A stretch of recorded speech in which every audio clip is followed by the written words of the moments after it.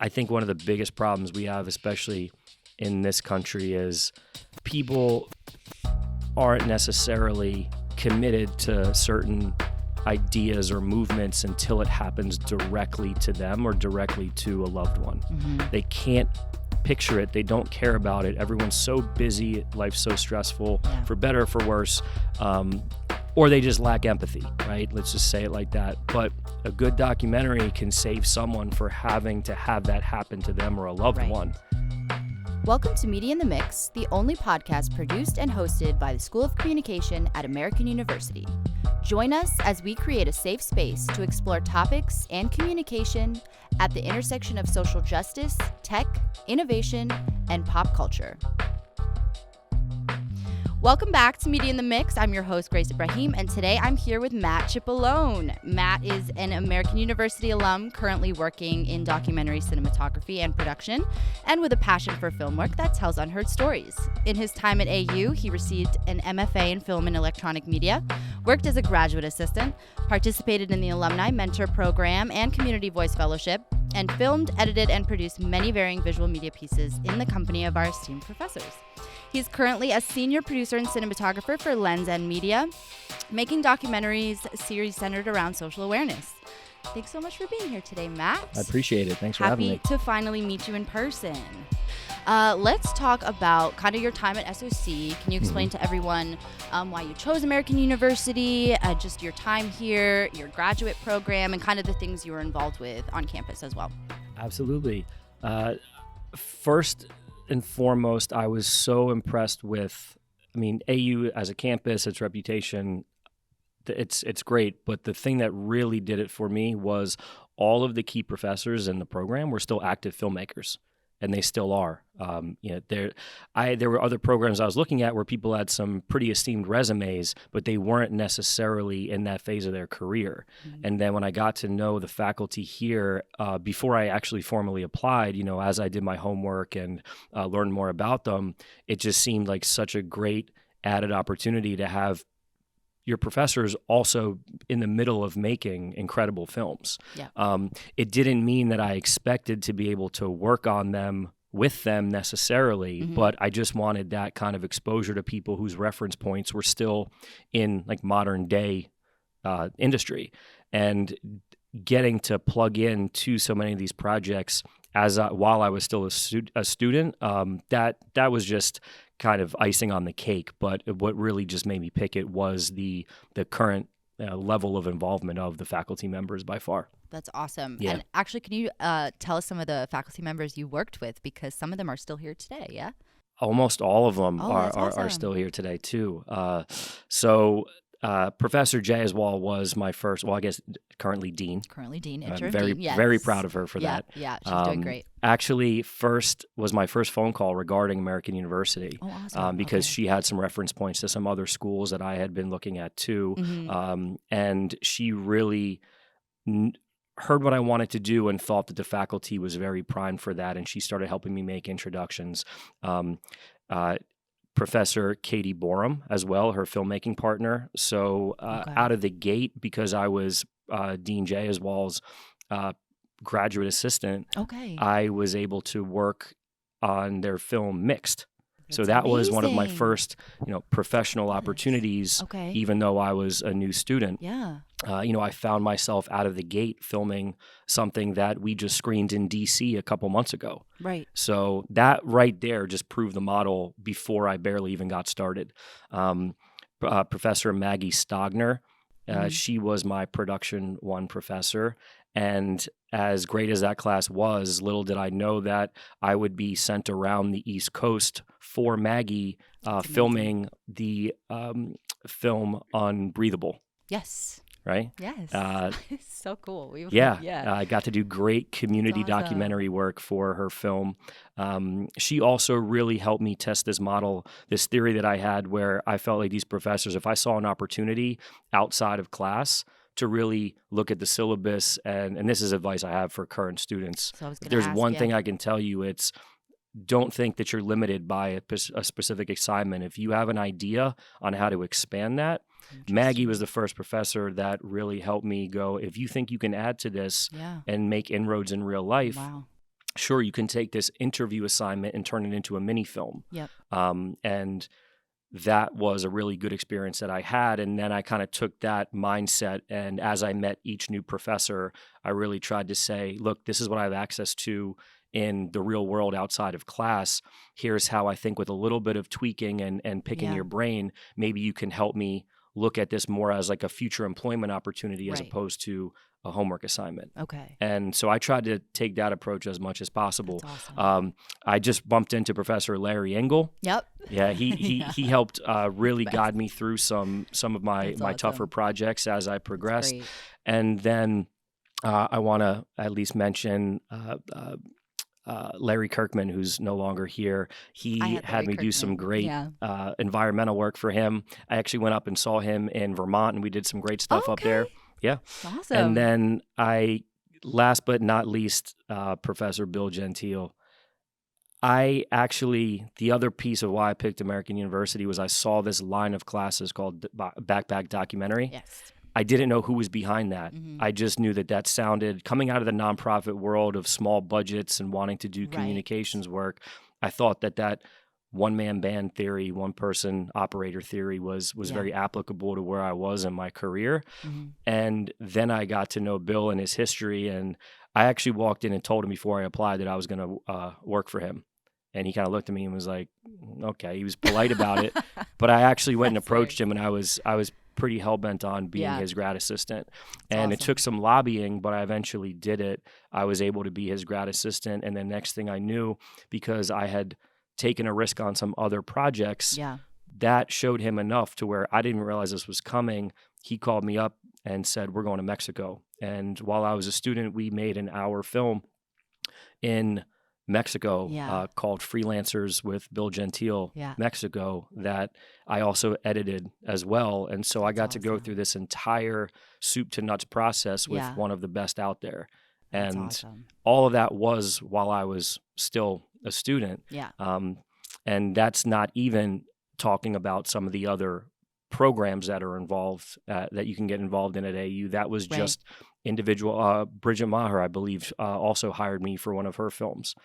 So being able to do all that while you're still in class is something that I don't think you should expect, but that all happened in my time here. That's awesome. Yeah, I really appreciate that. That's great. I have two questions related to that, actually. I think the first one I'll ask is, can you give any advice to students? Because I know we've had students on, we've talked about this with professors that we've had on, and every professor you named we've actually had on this podcast, or Bill Gentile we did a Let's Talk with for Backpack documentary in Spanish. But can you give advice to students who maybe find it a little intimidating to kind of take that step forward of communicating with your professors outside of the classroom, or finding those opportunities, or just kind of having that courage to say, like, they need help too? So any advice there? Yeah, flip it on its head and say, I want to make them earn their money too, right? Awesome. Yeah. It's uncomfortable. I didn't love going there. I just knew that I wanted to have every point of leverage that I could. And I also knew enough about the real world where I did study, but I knew that most people didn't care what I got on my quiz, right? It wasn't about the perfect GPA. It doesn't mean it's not important, but you have to understand a visual industry is more about show me, not tell me. Interesting. And so I just kind of innately understood that. It doesn't mean I like going in and asking for meetings. I don't like networking. I don't want to imply that I do. I just understand there's certain things where no one likes it. Show me someone who likes doing those things, right? You understand the importance of it. You have to understand the importance. And once you understand also that the upside is so much higher than the minimal discomfort at first, you don't even think twice about it after that. Once it kind of gets flowing and you're like, okay, this was worth it. Absolutely. Yeah. You just have to look at things like that if you want to get the most out of these situations. And there's no other way around it. Yeah, that's great advice. And that's very true. It's putting yourself outside your comfort zone. And it's like sometimes you just have to do it. But my other question is, working with all these professors and kind of being a student at the time, is there anything you learned at the time on set, in meetings, that you take with you and you still use today? it can be like a production lesson or really just any lesson in this industry that you're kind of like, I learned that then and I'm still practicing it now? Yeah, several things. I mean, lots of them have to do with, filmmaking tips and crafts, and, people like Bill and Maggie and Lena talking about, all those great professors who were just imparting literal filmmaking and sound capture and editing skills. Right. But I think also just the approach of, when work gets serious, you really need to be someone that knows how to build trust ahead of time. You need to do a lot of them. I just had the wonderful opportunity to go meet the most current foreign correspondence students before I came over and spent time with you all today. And even though not all of them are going to be filmmakers, the types of stories they're doing, it was so relevant to understanding that you have to go out into a community that's not your own and show you're trustworthy before you ever pull a camera out, or in their case, before you ever pull a notepad out or start, doing a print story or whatever iteration of that there is. These faculty members really hammered home that most of the important work is done before you ever turn something on or hit record or do a really loud slate, Yes. And those are things that really stuck with me. And then I got to go see that in action. It wasn't just talked about it in class. Then you go out on these projects with them, and we're in another country. And I see Professor Gentile saying, "Leave everything in the car. We're not going to go touch it for hours. Right. We need to go have people understand why we're here and that we're not exploiting anything first." Right. I went to the Mississippi Delta with Professor Jay as well. Sorry, Dean. That's true. I know. Yeah. It's weird for me too. But it was all about having a whole week of ingratiating myself into a community that doesn't love doing interviews and stories before actually, turning on a camera for a really great story opportunity at the end of a full week of introducing myself. Right. It wasn't that she said it; she was there for it too. Right. And on and on and on and on. I got to see them practicing these lessons in real life and really reinforcing them. So. Right. That's awesome. And we actually we had Derek McGinty on the podcast, and he kind of talked about the approach as a journalist approaching a really tough situation, someone that's, someone who's had a child that's passed and he has to talk, so he kind of brought up that same idea of you've got to approach it with a little bit of care, and you can't bring that camera out and all of that. So that's really, I love that you brought that up. Two little lighthearted questions before we move on. Was there like a favorite class that's still stuck in your head at AU, your time at AU? That's a lot of pressure. I just said Heidel. You just mentioned everybody, but I guess let's go with this question. Is there a class that you took where you felt like it really did set you up for being a cinematographer and kind of launching you into that world? Yeah, backpack doc. Awesome. Okay. That was just good to know.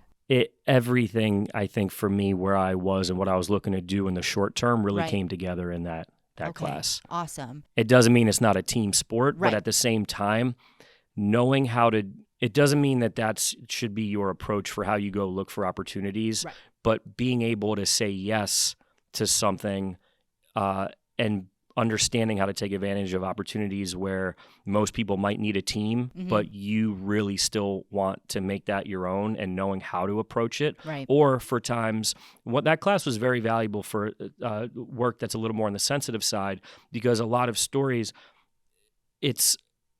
you can figure out how to make it appropriate for one person or max two to be there, but not every situation is appropriate for a whole filmmaking team. Yeah. Very intimate moments don't match up well with a crew. And that class was all about nuance. It wasn't just the equipment that you need if you're on your own. It was also about the cultural approaches to execute well if you're by yourself in unfamiliar, territories where it really is probably more in line with one person going in, understanding nuance about some of these types of situations that you don't want to bring a crew or else you're going to look insensitive. Right. There's like that value to being that one person show. And I just really enjoyed that whole theory behind that, Yeah. as well as the filmmaking chances that came out of it. That's great. Yeah. Bill's going to be so happy to hear that. That's awesome. He better be. He better be. And then last thing before we move on from SOC, is there any advice that you would give your SOC students now, kind of knowing what's ahead of them now that you've been in the industry and you're where you're at now? Yeah, I think one thing we didn't talk about yet was don't be two things that Yes. kind of go hand in hand. Absolutely. One, if you have the luxury of being referred, especially by the faculty here, you need to keep a perfect track record.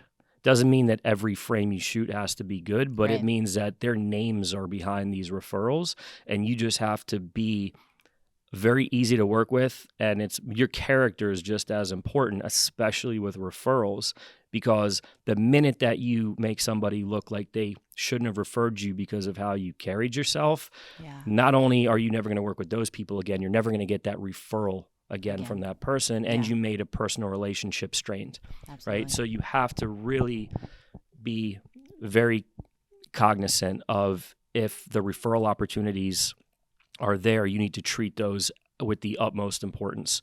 And assuming you do that and you do pay attention to those things, that's an incredible recurring source of experience and work opportunities.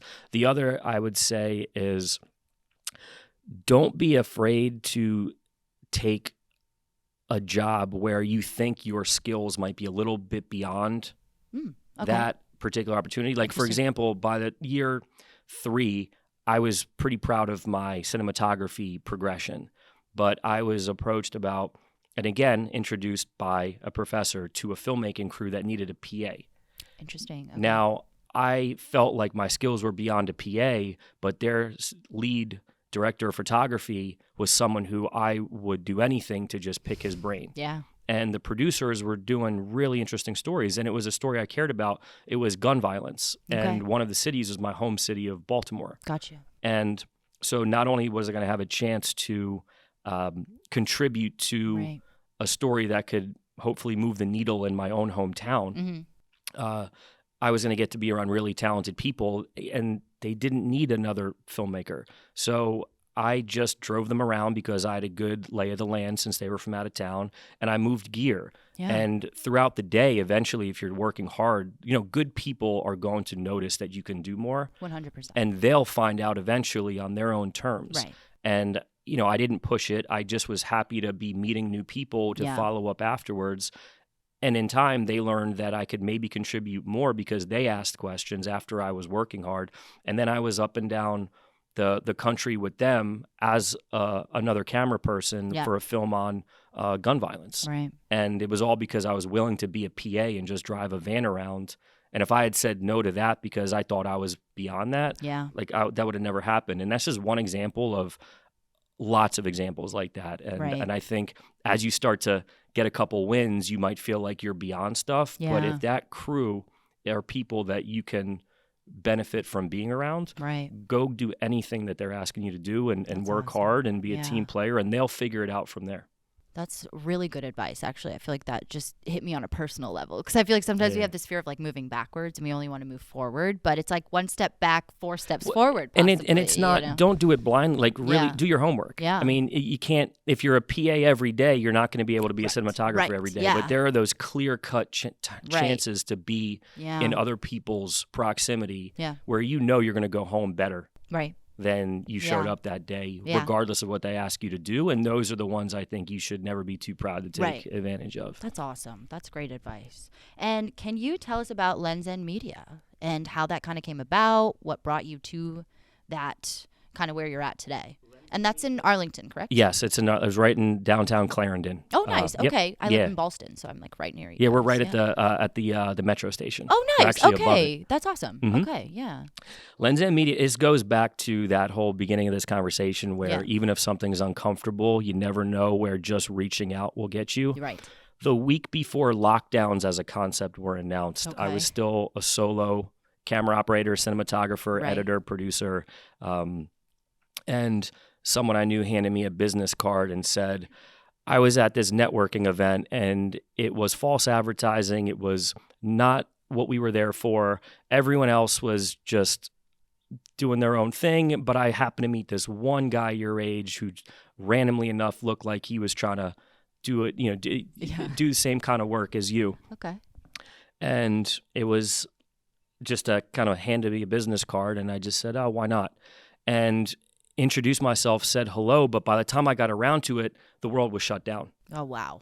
None of us were filming. Yeah. Everything was shut down. And so I could have just as easily just thrown that in the trash. Yeah. But I just said, why not? I respected the person's opinion that had said, I think this person's pretty impressive. I think there's an intersection there if you just reach out. So I did this awkward reach out to say hello. Yeah. And he was doing some great stuff. I just started this company, Lens End, 2 years ago. We just wrapped year 3. Awesome. We just stayed in touch. Yeah. And it's great. There was nothing to do because the world was shut down, but we just stayed in touch. Okay. And I just liked where he was going with things. And then once the world opened up again, I did a couple freelance jobs for some documentary work for him and his partner. Awesome. And all that's a way of trying to connect those little lessons we talked about. They brought me on full time, and this week is my year anniversary. Okay, congratulations. I get to thank you very much. And so we're a full-scale production shop and post house, and we do everything from long and short-form documentary to full-scale commercials. That's amazing. My production assistant from last semester worked with you, Lila Delarond. Yeah, we loved her. Oh, I was just small talking world. I was just That's talking crazy. about her before. Really? Seeing if she was here. She's the greatest. She's awesome. Yeah, we had a good time. She was great. So what draws you to making documentary films? And then can you kind of explain a little bit why you went down the social awareness route? Yeah, I think I remember at one point from that broader sense, this is a way where I like to work on stuff that makes me angry. Yeah. Right? That's just my own personal way of addressing things I care about in a way that other people have responded to in a productive way. Right. But it doesn't mean, it's funny, I don't strictly do documentary work. Like I came back from Afghanistan, and the next job I did was for my friend's restaurant for National Nacho Day. Oh, right? okay. Like there's a real balance here. Right. I'm not a purist. I love my documentary work, but I also love music. I love arts. I love food, and so I love mixing those things in for that balance. But to answer your question, the majority of the stuff that I'm most proud of is in that kind of social arena. Right. And on one hand, it's like it's a good way to feel like you're contributing. But the flip side of that is so self-serving. I get to learn about such a broad set of topics. Yeah. I was just upstairs, other building, talking to the really impressive foreign correspondence group, and I just said, "You guys are there's so many policy experts in here." I said the one thing that I was most naive about is that I thought, coming from the foster care field, I had to go back, learn these skills, and plug into just that nonprofit communications office. Right. Next thing I knew, before my second year was over, I was already working on a capital punishment film with Professor Stogner, a mixed race families in America film with Professors Borum and Jayswal. And it's like, if you understand how to be a good team player and then identify those subject people, you can work on anything. It's really understanding the process and how to be a good team player. You don't always need to be that policy expert. So I think really keep your options open.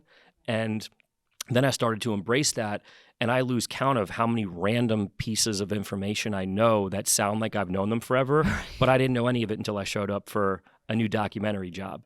So I just get to learn about some interesting things, and I think the biggest perk of it is actually going in person and being in situations where I'll admit I have no business being there if I'm not a filmmaker. There's no reason I should be allowed in certain situations if I was just a regular person on vacation.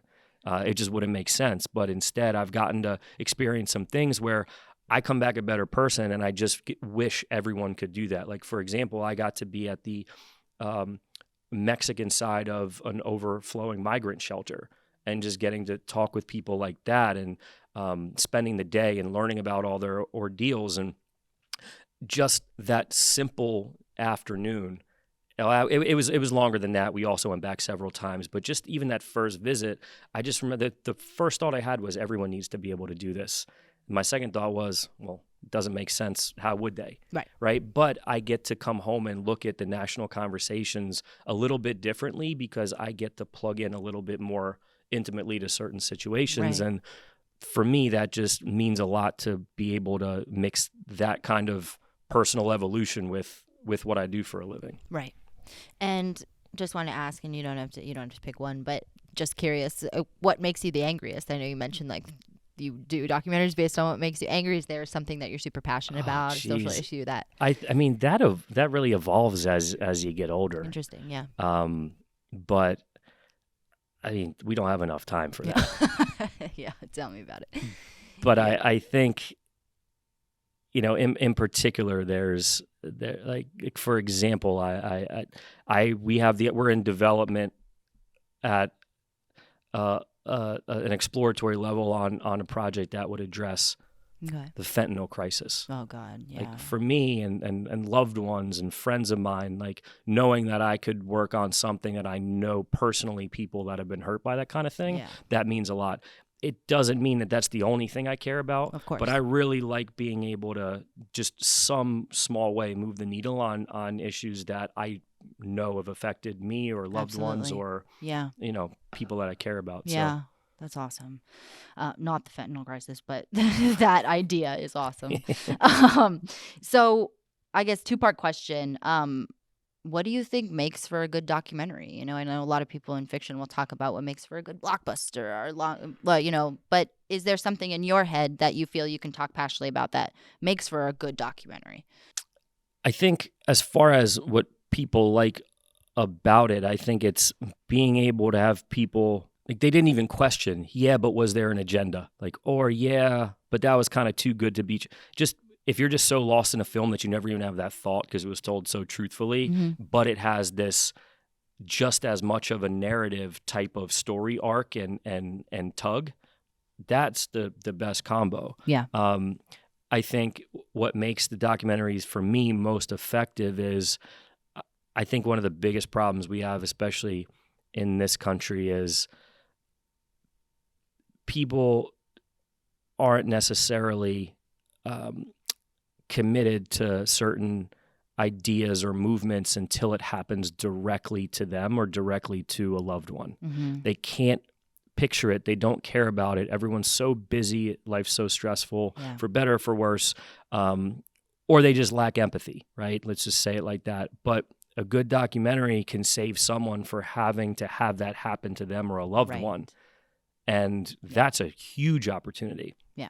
To be able to cut through that veil of, well, now that it happened to my kid, now I care about it. It's like, yeah, great, I understand that. But imagine if the best films can get people to that point without a tragedy happening first, or without some kind of wake-up call happening first, or getting people to understand that this will never happen to them, but it doesn't mean they shouldn't care about it. And that piece is just as important. Right. It's saying that there's no lifetime where this issue will affect you, but you vote in this country, so you're still responsible. And I think the best films, close that distance. Yeah. And then to that, is there anything in your own personal process when you're making a project that you feel is necessary? For me, it goes back to that. I know we touched on it, but really reaching out ahead of time and trying to establish relationships. Yeah. I'm most comfortable that way, but I also know it makes for the most successful filmmaking. Like I'm always happy to do as much outreach as I think a situation will take ahead of time, because it just means you already have that rapport when you show up. Right. And what you show up with, especially in filmmaking, can be pretty overwhelming sometimes. I mean, show up with a van, a truck, a whole crew. That's not anything too novel, but I think that's the one I go back to the most often. Interesting. Okay. And also, I really like being known for having a photographer's eye, because I started out as a photographer. Oh, interesting. And a lot of people think the word video is not as meticulous as cinematography. And like we talk about film, but film and video are pretty interchangeable, especially in short form. And I just always like approaching every frame like I'm taking a photo. as opposed to just Interesting. filming a video. It's just more fun for me that way, and it makes Interesting. for more cinematic Right. final projects. Right. That's great. So I think those two are Yeah. really what I lean on the most and Okay. have the most fun with. Awesome. Love that. And I'm actually just curious. Have you ever dealt with a subject saying like, no, absolutely not. I don't want to be on camera, or and how do you kind of deal with that rejection, or just any advice on that in general? Yes, absolutely. Not in any sort of deal-breaking sense, Right. but a lot of times, you're approaching multiple individuals or families Yeah. to just make sure that you have enough cross-section. Okay. And in that pre-producing process, you make sure that you have enough, options Right. lined up to where, you're Right. still casting a wide enough net, Okay. knowing Okay. Yeah. that more often than not, the answer might likely be more Yeah. no than yes. So like, don't put all your eggs in one basket. Exactly. Is what you're saying. Is that, Exactly. Okay. That's a good one. I do want to kind of jump back. Can you just talk a little bit more about your work prior to coming to grad school? So you said you started out as a photographer. Yeah. And you're kind of in the nonprofit world. Can you just I speak wasn't a little full-time photographer. I was just, it was a Okay. hobby. Awesome. Just Okay. mess around doing artwork. And, Yeah, that's and fun. Yeah. Did you have anything you like to shoot in particular? Or? Yeah, I loved just going out and doing I was more into artwork, like doing abstract, Oh, okay. like street photography. I learned how Yeah. to stretch canvases. It was Awesome. more I just had this growing creative itch I was trying to scratch because I Yeah. felt like my career was in a transitions phase. Okay. And then what happened was I got to do my first kind of story by accident one time. Yeah. And I loved that process so much that all of a sudden the artwork took a back seat, and I was like, I really Okay. like telling a visual Yeah. story. What do you mean story by accident? How was it an accident? I had started in Baltimore a photo program for kids at a local after school program. Oh, that's awesome. And the board for that found a wonderful program called Living Classrooms. Okay. The board for that was thinking of putting resources behind some of these newer programs that were Yeah. just kind of popping up from people like me. And they wanted to get a better sense of what it was. So I had to document my own activity. Oh. And that was Cool. my first real story that I made. Yeah. I was documenting what I was doing myself, but I wasn't filming myself. I was Right. filming all these really interesting projects the kids were Mhm. making. And that kind of led me down this path of really keeping my eye on that and looking for chances to do it. But it was Yeah. still for photo based. And then I would get asked to do videos, and I didn't think it would be very fun because I love photos so much. So I said I honestly said no to a lot of video Okay, opportunities that probably could have interesting. Yeah. broken me in earlier. Right. I just didn't know what I didn't know. And then fast forward a little bit, I was working in foster care. I wasn't a licensed social worker, but I was on a Okay. grant where I was doing workshops with teenagers in foster care. Wow. And it was with very progressive agencies. Mhm. And we were doing some great work, and a state wanted to make a documentary project about what we were doing. Yeah. And that because the filmmaker came in, and because he understands how relationships work, he said, hey, I heard you're good with the camera, but I would really like you to be able to guide this ship and be the producer and ask the questions. Yeah. And I'll tell you everything you need to know, but this is going to go best if I don't say a word, Right. even though I'm the professional. Right. I said, okay. And that was such a definitive experience for me, because I got to see how important those people skills were, and a filmmaker going in and being not too proud and saying, you're going to be the best person for this, even though this is what I do for a living, because I don't know these young people, Right. and this is a sensitive topic. And so I got to do that with him, a wonderful filmmaker named Tim Morse. And that really just was this kind of lightning in a bottle Yeah, moment. And that's that's so when I cool. knew I needed to figure this out. And that's when I started applying to school. Awesome. And then that's what brought you to American University. But that also was me thinking I would take that and go back into the nonprofit world. And it Interesting. couldn't have been farther Okay. from the how truth. this actually works. Yeah, exactly. Awesome. Okay. So aside from the relationships you had with your professors and all the work that kind of came from that, were there any opportunities within the School of Communications, experiential learning opportunities that you got to be involved in, and kind of how that still sort of plays a role in the work you're doing now? There were several, and also it just gives me another chance I left a wonderful professor out earlier, Nina Shapiro-Pearl. Wonderful, wonderful professor, and she ran the Community Voice Project. That project was really interesting. We got to go out and do DC-based community stories, but before again, going back to this understanding how to handle sensitive topics, our first exercise was before we could go out and do some relatively heavy stories. Mine was about a gentrification activist. Okay.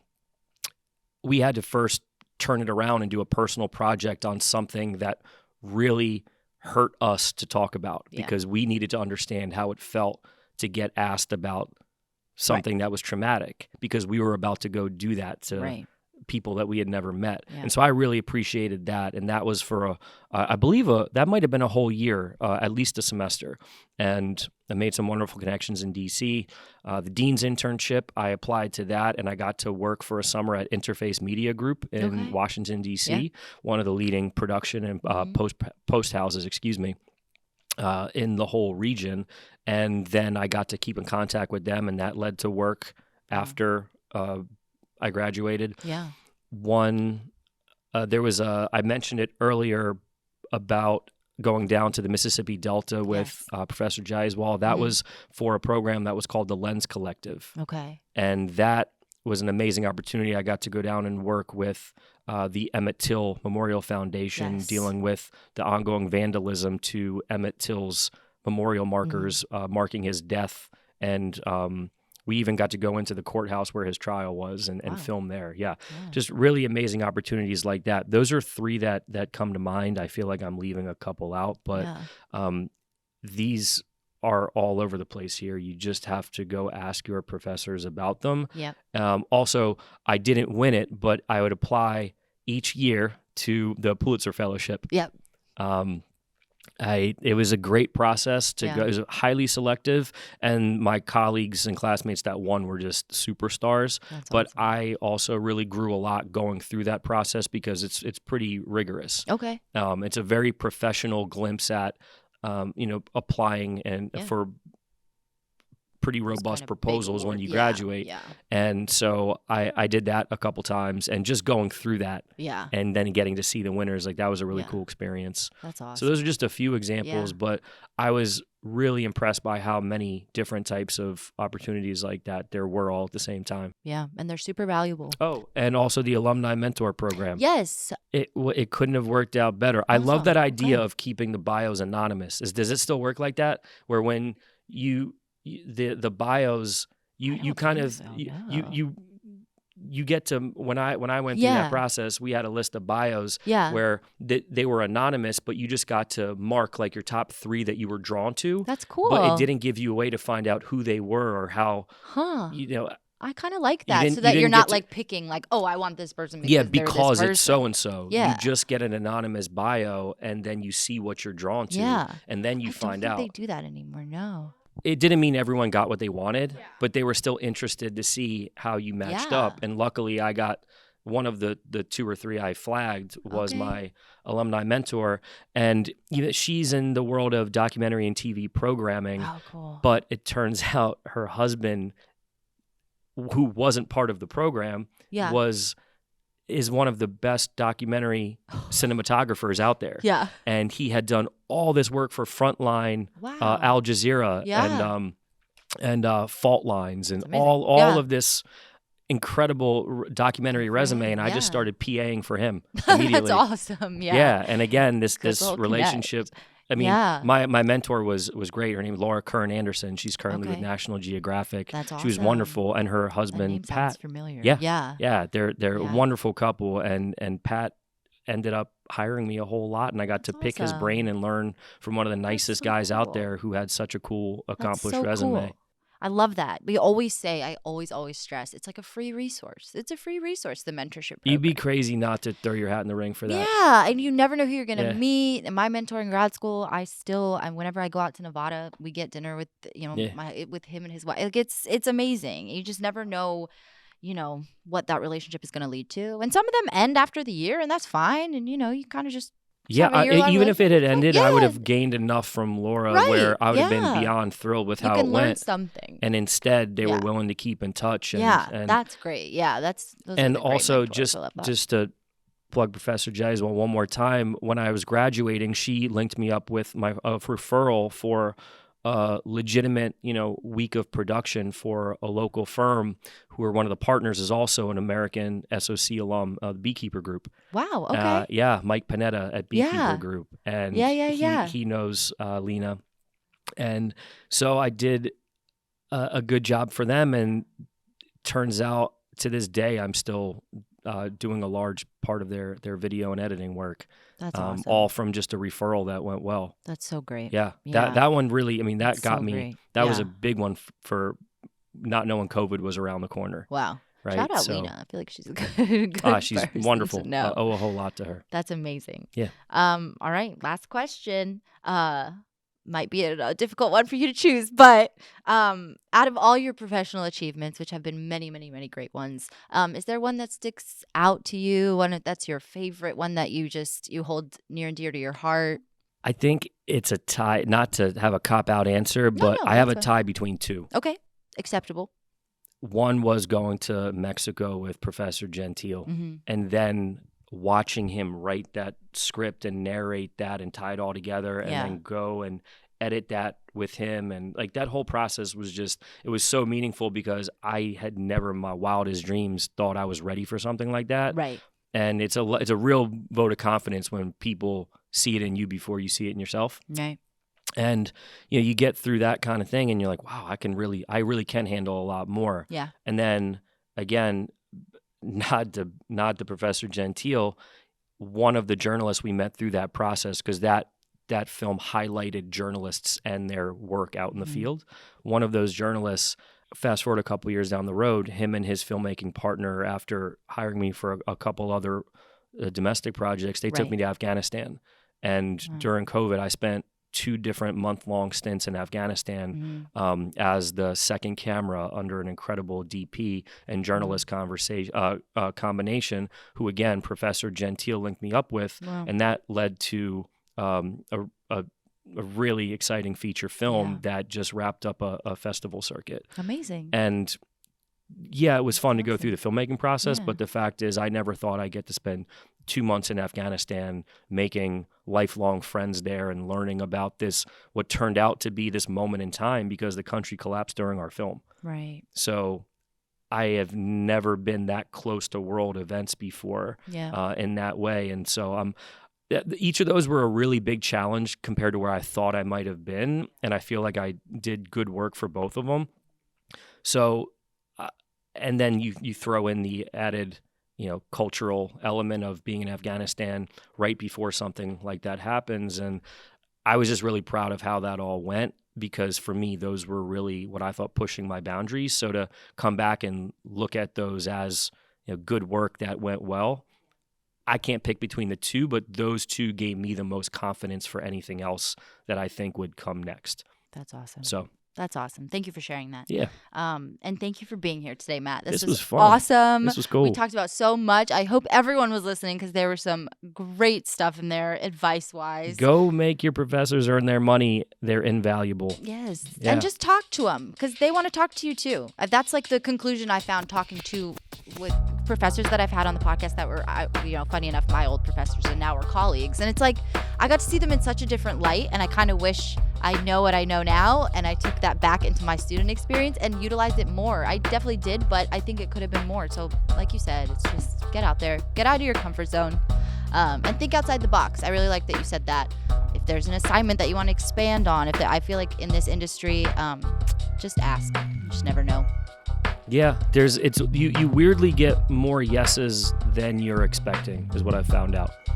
And once you learn that, then you kind of become fearless with those kinds of asks. Right. Absolutely. Yeah, that's awesome. Good note to end on. Thank you. Thank you so much for being here today. Hope we can get you back for a part 2. And if you want to donate to the School of Communication, go to giving.american.edu. We will see you on the next one. That's a wrap. Thank you.